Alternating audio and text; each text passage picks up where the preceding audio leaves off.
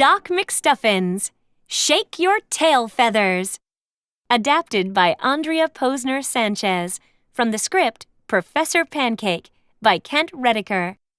Based on the television series created by Chris Nee. Illustrated by Mike Wall. One night, Doc McStuffins and her toys are pretending to roast marshmallows over a campfire. "I hope I don't burn my mouth," says Chili. "That's not a real fire," Lammy points out. "And those aren't even marshmallows," adds Doc. "They're cotton balls."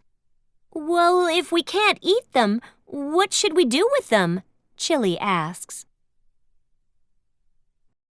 Stuffy has an idea.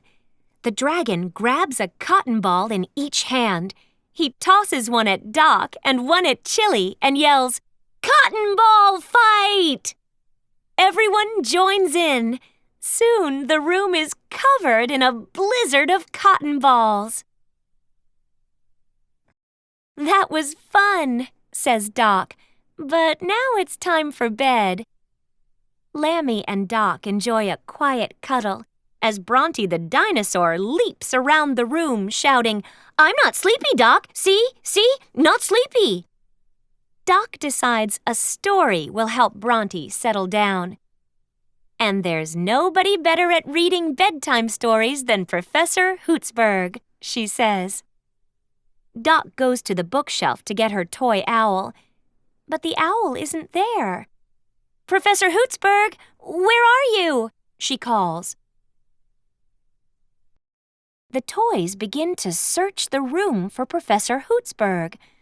"There's something sticking out from under the toy box," Bronte cries. Doc rushes over and lifts one side of the toy box. "Brave dragon going in," Stuffy announces as he dives under the box and pulls out Professor Hootsburgh. Doc uses her magic stethoscope to bring the toy owl to life.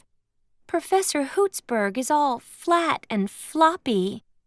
The owl explains that she fell off her shelf when Doc was cleaning the room a few days ago. "And you must not have seen me because you set the toy box on top of me," Professor Hootsburgh recalls. Doc feels awful. "I would have rescued you right away if I knew you were down there," she exclaims. "Oh, I know that, Doc," Professor Hootsburgh says. "You always help toys." Doc wants to give Professor Hootsburgh a checkup, but the professor insists on reading everyone a bedtime story first. So Doc and the toys gather around the toy box, ready to listen to one of their favorite stories. But the professor is too weak to hold herself up. She soon topples over.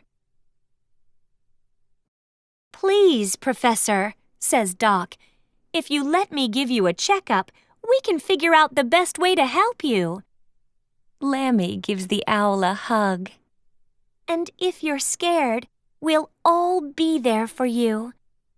Professor Hootsburgh agrees. Hallie brings over Doc's doctor bag. Doc listens to Professor Hootsburgh's heart with her stethoscope. Then Doc checks Professor Hootsburgh's blood pressure. "I have a diagnosis," Doc exclaims. "You have a case of squished flatatosis." The professor looks concerned until Doc explains that all she has to do to feel better is get back in shape. And the best way to do that is to get up and get moving. "You can shake your tail feathers," suggests Stuffy. Then he and Bronte leap up and shake their tails to show Professor Hootsburgh how. Doc turns on some music to get everyone moving. Professor Hootsburgh needs help at first, but soon she's hooting and dancing and having a great time. The professor's stuffing settles into all the right spots. "Oh my goodness me! I am officially back in shape, she shouts. I'm going to make getting up and moving a part of my daily life from now on. The dance party is over, and it is time, once again, for bed. Everyone snuggles together as Professor Hootsburgh starts to read. Before long, the toys are snoring. Doc picks up Professor Hootsburgh for a good-night hug. "Looks like your bedtime story did the trick," she says to her owl friend. Well, I am an expert at bedtime stories, just like you're an expert at fixing toys.